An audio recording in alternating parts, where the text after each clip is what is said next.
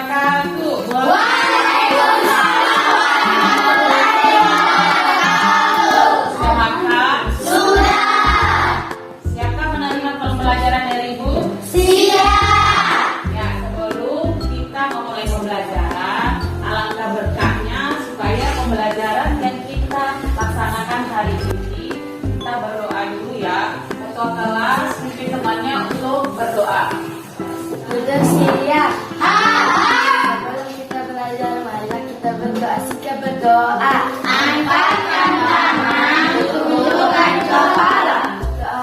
Bismillahirrahmanirrahim. Alhamdulillahirabbil alamin. Maghdubi alaihim waladdallin. Selanjutnya Ibu periksa kehadiran ya. Daya, Linda Regina Putri, Hadir. Nita Andrianingsih. Hadir, Bu. Ya, kemarin Ibu lakukan literasi membacanya dengan menggunakan tab ya. Sekarang Ibu melakukan pembiasaan menulis dengan kertas, terus kalian masukkan ke dalam tabungan menulis. Nah, apa tujuannya ini? Supaya kalian itu punya motivasi untuk menulis. Nah, setelah itu kalian masukkan dalam tabungan ini, terus kalian akan bacakan pada akhir semester. Jangan lupa pada saat menulis kalian menulis tanggalnya. Ketika pada akhir semester kalian baca, kalian mesti akan ingat, oh pada saat tanggal ini saya menulis ini. Nah, jadi kalian teringat kembali dengan dari sebuah tulisan yang kalian tulis dalam kertas ini. Nah, ada yang ditanyakan mengenai menulis?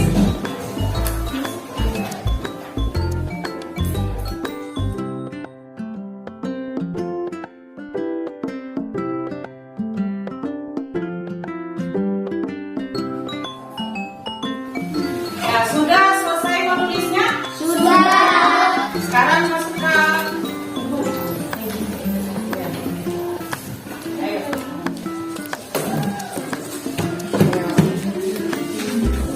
Selanjutnya kalian kembali ke pembelajaran. Nah, pembelajaran kita hari ini menulis teks cerita fantasi. Pernahkah kalian bermimpi terbang atau mimpi sembilan?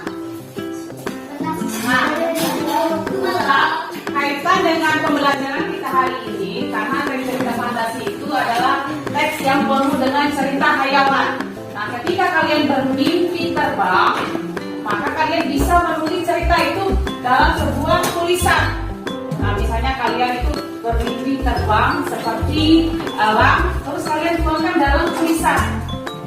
Adapun manfaat kalian menulis cerita fantasi ini, di mana kalian berimajinasi, menuangkan idenya dalam sebuah tulisan. Meskipun tulisan cerita fantasi ini dalam bentuk cerita hayalan, karena pembelajaran kita itu adalah tentang teks cerita fantasi, cerita yang penuh hayalan. Kalian akan menuangkan ide maupun gagasannya dalam sebuah tulisan. Adapun kompetensi dasar yang kita pelajari hari ini adalah tujuan pembelajarannya adalah yang pertama 4.4.1 menyusun kerangka teks cerita fantasi dengan tepat. Yang kedua, menulis cerita fantasi berdasarkan kerangka teks dengan memperhatikan ejaan, pilihan kata, dan keefektifan kalimat dengan sederhana. Selanjutnya Ibu bagi dalam 3 kelompok ya. Nah, setelah Ibu bacakan kelompok ini, langsung cari temannya, langsung duduk per kelompok ya. Nah, kelompok 1, Dayat, Irawati, Sabila, Nita. Nah, sekarang ayo bangun dulu. Bangun, hari ini kita menulis cerita fantasi dengan memperhatikan kerangka teks cerita fantasi. Nah, kerangka teks cerita fantasi itu tidak jauh dari struktur teks cerita fantasi. Ada yang masih ingat tentang struktur apa saja di dalam teks fantasi? Ya. 1. Orientasi. 2. Komunikasi. 3. Selisih. Ya, kita mulai mengingat kembali yang seperti Ibu lakukan kemarin. Teks struktur cerita fantasi. Orientasi.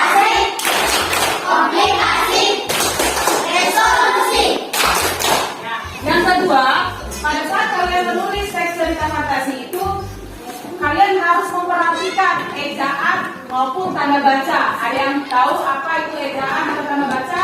Nah, ya boleh tanda koma, titik, Tanda rumus besar. ya. Selanjutnya pada saat menulis teks cerita fantasi, kalian harus memilih kata, pilihan kata, mana kata yang tepat. Nah, selanjutnya ke efektifan kalimat. Sebelum kalian menyusun sebuah teks cerita fantasi, kalian tentukan dulu temanya. Ya, kalau kita gunakan pensil menjadi cerita pensil ajaib, apa saja keajaibannya?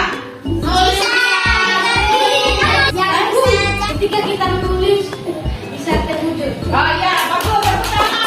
Ya, itu gunanya pensil ajaib. Kita menggambar, misalnya kita menggambar kue, langsung berwujud kue. Ya, itu adalah contoh tema, misalnya kita mengangkat tema pendidikan dan bisa dijadikan sebuah judul teks cerita fantasi. Ya, selanjutnya Ibu akan bercerita tentang cerita fantasi yang berjudul Cermin Ajaib.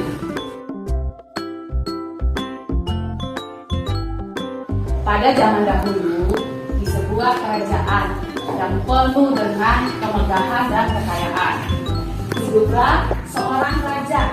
Raja ini belum memiliki permaisuri, dan raja pun mengadakan sebuah sayembara, di mana isi sayembara itu ketika perempuan yang mau bercermin, dia akan dijadikan seorang permaisuri. Dan akhirnya perempuan yang berada di sekitar istana itu pun merasa bersemangat sekali, karena ini sayembaranya sangat mudah sekali. Mereka pun berbondong-bondong untuk mengikuti sayembara tersebut. Padahal raja pun menyampaikan bahwa perempuan yang berani bercermin, dia akan dijadikan permaisuri. Namun di dalam cermin itu memiliki keajaiban, di mana seseorang yang bercermin, cermin itu akan menampakkan keburukan dan kebaikan orang yang akan bercermin. Dan akhirnya perempuan-perempuan tadi yang sangat bersemangat sekali untuk mengikuti sayembara mengurungkan niatnya. Saya tidak mau mengikuti sayembara itu. Nanti keburukan dan kejahatan saya akan terbaca oleh cermin. Betapa malunya saya kalau seandainya semua orang itu mengetahui bahwa saya memiliki sifat yang jahat. Ya. Selanjutnya ada seorang gadis di desa. Dia merupakan anak petani, tapi dia memiliki wajah yang cantik, rupa yang elok. Dia pun menuju raja dan mengambil cermin. Dia pun bercermin. Nah, betapa kagetnya semua yang melihat itu. Cerminnya belum membaca gadis yang bercermin tersebut.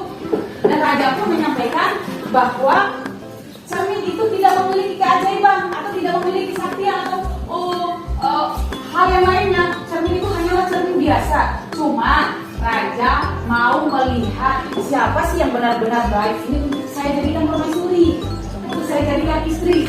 Nah, akhirnya raja pun mempersunting perempuan yang sederhana tadi, karena dia itu mau menunjukkan dirinya bahwa dia itu benar-benar pribadi yang baik. Nah, raja pun menjadikan perempuan tadi itu jadikan permaisuri, dan akhirnya mereka pun hidup bahagia di dalam istana yang megah sekali. Nah, amanatnya ketika kita berbuat baik, maka kita tidak akan takut dihadapkan dengan apapun, benda apapun. Ketika kita jahat atau memiliki sifat yang jahat, kita akan merasa takut untuk menunjukkan diri. Ya. Nah, sekarang kalian akan menonton sebuah video. Itu judulnya ya. Suatu ketika ada sebuah kota kecil bernama Cloudy. Dan di Cloudy hiduplah seorang seniman yang cemerlang bernama Albert. Pensiun yang sangat indah. Pensiun ini luar biasa dan baru tidak pernah melihat sebelumnya. Oh tunggu, apa yang terjadi? Daun itu mulai hidup. Dan dalam waktu singkat ada mulai runtuhan di atas kertas. Memutuskan untuk pensil di bawah batu yang dia temukan itu. Meyakini bahwa pensil ajaib masih terkubur di dekat pohon favorit Albert. Sebuah pohon dengan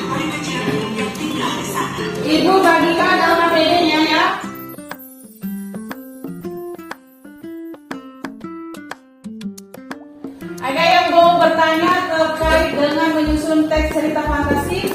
Saya, Bu. Ya, apa pertanyaannya? Saya mau tanya, gimana materinya ini? Orientasi. Nah, pada saat menulis tentang tokoh, langsung tulis di sini anak. Siapa tokohnya, latar tempat yang mana, daerah tadi yang disebutkan dalam cerita yang saya nonton.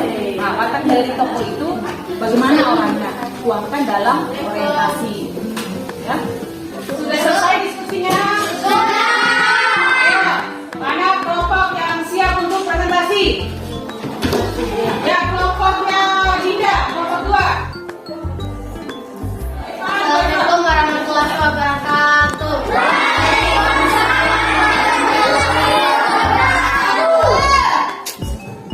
Saya akan membacakan hasil diskusi kami dari kelompok 2. Pada zaman dahulu di desa Kelaudian hidup seorang seniman yang bernama Albert. Dia sangat gemar melukis. Dia suka melukis di pohon, dan di pohon itu ada peri ajaib yang bernama Pinky. Dia melukis banyak peri ajaib di bawah batu di tempat favoritnya. Sekian, terima kasih. Wassalamualaikum warahmatullahi wabarakatuh. Ada yang memberikan komentar? Nah, tadi sudah sangat tepat ya, orientasi itu adalah pengenalan tokoh, adalah tempat yang dituangkan dalam orientasi. Sedangkan di komunikasi itu adalah ada permasalahan yang diceritakan di bagian komunikasi dan resolusi. Itu adalah penyelesaian masalah dari komunikasi tadi. Sekarang kelompok yang sudah siap? Ya. Kelompok 3.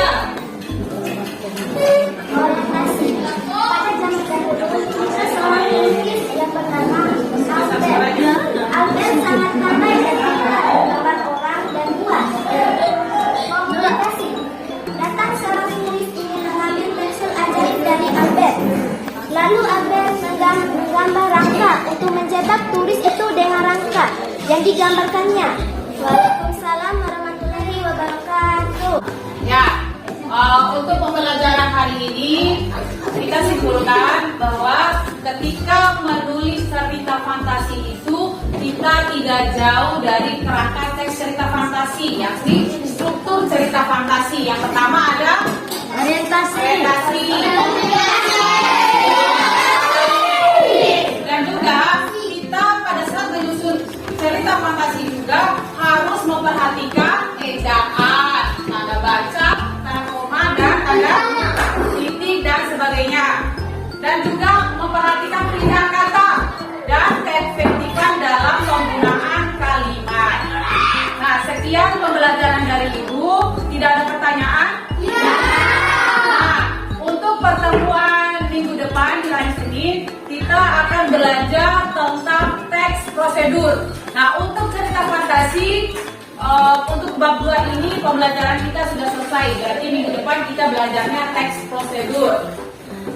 Sekian dari Ibu. Sebelumnya doa untuk menutup pembelajaran kita. Ketua kelas diminta untuk memimpin doa menutup pembelajaran kita hari ini. Kita mengakhiri pelajaran, marilah kita berdoa. Berdoa mulai. Amin.